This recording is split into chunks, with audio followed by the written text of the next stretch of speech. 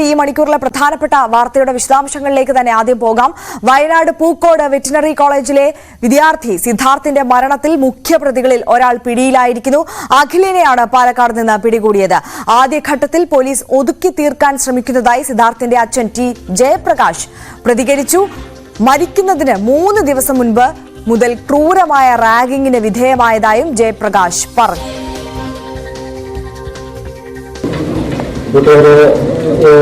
പത്തഞ്ച് കുട്ടികൾ പറഞ്ഞതുണ്ട്. അതിൽ 2 കുട്ടികൾ, രണ്ട് പെൺകുട്ടികളും 1 ആൺകുട്ടികളും വന്നിട്ട് ദേഹത്തിങ്ങനെ പിടിച്ചിട്ട് അങ്ങളെ ഒരു കാര്യം പറയാനുണ്ട്, അർജൻറ്റാണ്, അത് ആരോടും പറയല്ലേ, ഒരു കാര്യം പറഞ്ഞിട്ട് പോകണം, അത് സിദ്ധാർത്ഥൻ്റെ അച്ഛൻ്റെ അടുത്തുണ്ടെങ്കിൽ അമ്മയുടെ അടുത്ത് പറഞ്ഞിട്ട് പോകണം എന്ന് പറഞ്ഞു.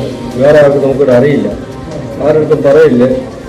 ഞാൻ എന്ത് കാര്യം, എനിക്ക് സംസാരിക്കാൻ പറ്റുന്നില്ല. ഞാൻ പറഞ്ഞു എന്താ കാര്യം, അത് സിദ്ധാർത്ഥിൻ്റെ കൂടെ പഠിക്കുന്നതാണ് നിങ്ങൾ, സിദ്ധാർത്ഥൻ ഇത് ചെയ്തതല്ല. അപ്പോഴേ എനിക്ക് ഷോക്കായി, പക്ഷേ എനിക്കൊന്നും സംസാരിക്കാൻ പറ്റുന്നില്ല. അപ്പോഴാണ് പറയുന്നത്, ഇത് പറഞ്ഞു കഴിഞ്ഞാൽ ഷിൻജോ എന്ന് പറഞ്ഞു, ഷിൻജോ നമ്മളെ കൊന്നുകളയും, ഷിൻജോ എന്നുള്ള കുട്ടിയുടെ പേര് നമ്മളെ കൊന്നുകളയെന്ന് പറഞ്ഞേക്കാം. കോളേജുകാരും പറഞ്ഞു ഇവിടെ നടന്ന സംഭവങ്ങളൊന്നും പുറത്ത് പറയാം എന്ന് പറഞ്ഞ് വിട്ടേക്കുക. ഞാൻ പറഞ്ഞ കാര്യം പറയാം, കുഴപ്പമില്ല, കാര്യം പറയാം.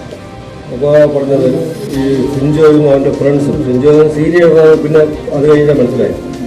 അവൻ്റെ ഫ്രണ്ട്സിൽ ഒരു 3-4 പേര് വന്നു. അക്ഷയ്, റഹാന്, ഡാനി എന്ന് പറഞ്ഞ 3 കുട്ടികൾ. ആ കുട്ടികളുടെ പേര് എനിക്ക് നല്ലവണ്ണം അറിയാം, എൻ്റെ കൂട്ടുകാരാണ്, റൂംമേറ്റ്സ്. അവരെല്ലാവരും കൂടെ അവനെ കൊണ്ട് റൂമിൽ കൊണ്ടുപോയി ചെയ്തതാണ്. അവൻ തൂങ്ങിയതല്ല, ഇത്രയും പേര് റൂമിൽ കൊണ്ടുപോയി ചെയ്തതാണ്. ഇങ്ങനെ മാത്രമേ എനിക്ക് ഞാൻ കേട്ടിട്ടുള്ളൂ. അത് കഴിഞ്ഞപ്പോൾ അതിൻ്റെ ബാക്കിയുള്ള സത്യാവസ്ഥകളെല്ലാം കാര്യങ്ങൾ എവിഡൻസ് ഫുള്ള് പ്രൂഫായിട്ട് അവിടെ നിന്ന് തന്നെ അവിടെ കുട്ടികളും അധ്യാപകരുമായിട്ട് എൻ്റെ അളിയൻ്റെ കൊടുത്തു ശിവു എന്ന് പറഞ്ഞു. അവൻ്റെ ബാക്കി ഫുൾ എവിഡൻസ് അവനോട് ചോദിച്ചു കഴിഞ്ഞാൽ പ്രൂഫ് ഉൾപ്പെടെ വന്നത് പോസ്റ്റ്മോർട്ടം റിപ്പോർട്ട് കിട്ടി. പോസ്റ്റ്മോർട്ടം റിപ്പോർട്ടിൽ അവൻ പറഞ്ഞ ഇത് ദേഹത്ത് അടിയും മുറിവും പൊട്ടലും ചതവേ ഉള്ളൂ. അപ്പം ഒരു 3 ദിവസത്തോളം പഴക്കമുള്ള ചതവുണ്ട്. മരണപ്പെട്ട സിദ്ധാർത്ഥിന്റെ പിതാവിന്റെ പ്രതികരണമാണ് പ്രേക്ഷകർ കേട്ടത്. ജിൻസ് തോട്ടുംകര കൂടുതൽ വിശദാംശങ്ങളുമായി നമുക്കൊപ്പം ചേരുകയാണ്. ജിൻസ്, സിദ്ധാർത്ഥ് ആത്മഹത്യ ചെയ്യില്ല, ഇതൊരു കൊലപാതകം തന്നെയാണ് എന്നുള്ള ആരോപണത്തിൽ ഉറച്ചു നിൽക്കുകയാണ് സിദ്ധാർത്ഥിന്റെ കുടുംബം. എന്തായാലും ഈ സംഭവം നടന്ന് ഇത്ര ദിവസത്തിന് ശേഷമാണ് പ്രധാനപ്പെട്ട പ്രതി പിടിയിലാകുന്നത്. പോലീസിനെതിരെ വലിയ ആക്ഷേപം കുടുംബം ഉന്നയിക്കുന്ന ഒരു സാഹചര്യം കൂടി നിലനിൽക്കുന്നു. ഈ കേസ് അട്ടിമറിക്കാനുള്ള ശ്രമം പോലീസ് നടത്തിയെന്നുള്ള വലിയ ആരോപണമാണ് കുടുംബം ഉന്നയിക്കുന്നത്. എന്തായാലും ഈ സാഹചര്യത്തിൽ പ്രധാന പ്രതി പിടിയിലാകുമ്പോൾ എങ്ങനെയാണ് വിശദാംശങ്ങൾ വരുന്നത്?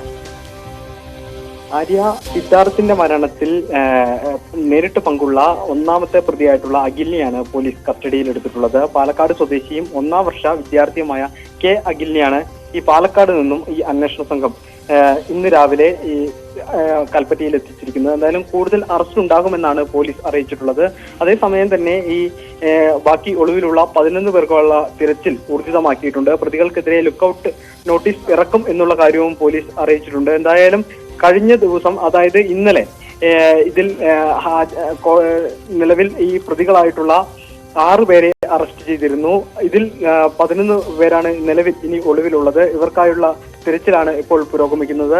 കേസിൽ ആകെ 18 പ്രതികളാണുള്ളത്. ഇവർക്കെതിരെ അന്യായമായി തടഞ്ഞുവെക്കൽ, അതുപോലെ തന്നെ സംഘം ചേർന്ന് മർദ്ദിക്കൽ, മാരകായുധങ്ങൾ ഉപയോഗിച്ച് പരിക്കേൽപ്പിക്കൽ തുടങ്ങിയ വകുപ്പുകൾക്കൊപ്പം തന്നെ റാഗിംഗ് നിരോധന നിയമപ്രകാരം ഇവർക്കെതിരെ കേസെടുത്തിട്ടുണ്ട്. എന്തായാലും മരിക്കുന്നതിന് മുൻപ് തന്നെ സിദ്ധാർത്ഥൻ ക്രൂര മർദ്ദനത്തിനും ആൾക്കൂട്ട വിചാരണയ്ക്കും നേരിടേണ്ടി വന്നു എന്ന് തെളിയിക്കുന്നതായിരുന്നു പോസ്റ്റ്മോർട്ടം റിപ്പോർട്ട്.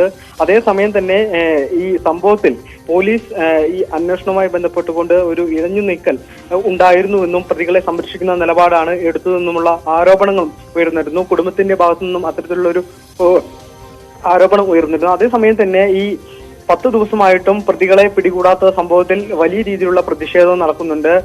KSU അതുപോലെ തന്നെ അടക്കമുള്ള യുവജനങ്ങളുടെ സംഘടനകളുടെ നേതൃത്വത്തിലാണ് ഇപ്പോൾ പ്രതിഷേധമടക്കമുള്ള കാര്യങ്ങളിലേക്ക് ഇപ്പോൾ നീങ്ങുന്നത്. എന്തായാലും പ്രതികളെ പിടികൂടാനുള്ള ഊർജിത നീക്കം തന്നെയാണ് പോലീസിന്റെ ഭാഗത്തു നിന്നും ഉണ്ടായിരിക്കുന്നത്. അറിയാം.